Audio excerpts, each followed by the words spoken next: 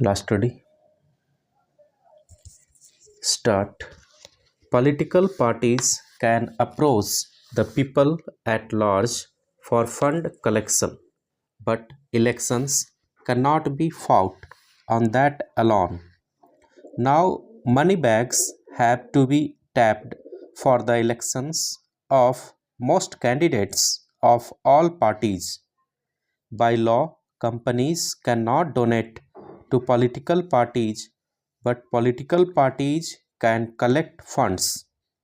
Obviously, this is a number two money. There is no accounting of this money. The Joint Select Committee of Parliament had accepted the recommendation that an expert committee be set up for this. This was, however, not done. In 1990, the then Law Minister had prepared an amendment bill proposing extensive amendments to the Representation of the People's Act. Those proposals represented a consensus between all the political parties.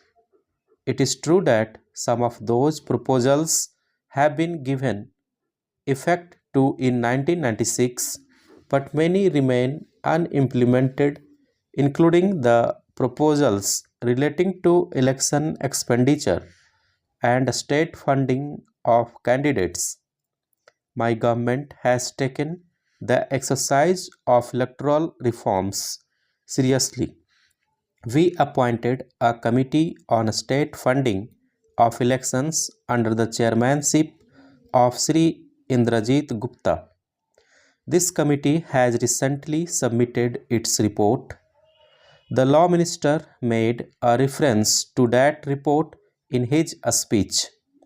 I am happy that Sri Indrajit Gupta is invited to the seminar to preside over the session on election expenses and state funding of elections to be held tomorrow. To facilitate free and fair election, the Election Commission has published certain guidelines. There is a demand that the government give a statutory status to some of them.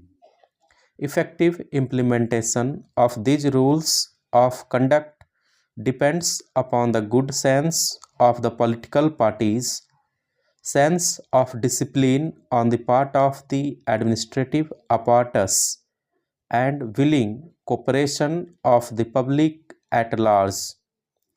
The proposal of the Law Commission to introduce a list system of election, which is also known as proportionate representation for an additional 138 seats of the Lok Sabha, is a welcome step. I say so because the system of first past the post is mostly a gamble. It does not always represent the people's will, especially in a multi-party system like ours. Facts prove that in most constituencies, the winning candidates gets elected on the basis of a minority of the vote casts, resulting general nationwide misrepresentation. Many of our parties represent democratic opinion of specific sections of our society. However, their share in the election bodies does not always correspond to their vote share. This creates a sense of non-violence among them. This requires a correction at the earliest in our electoral system. Stop.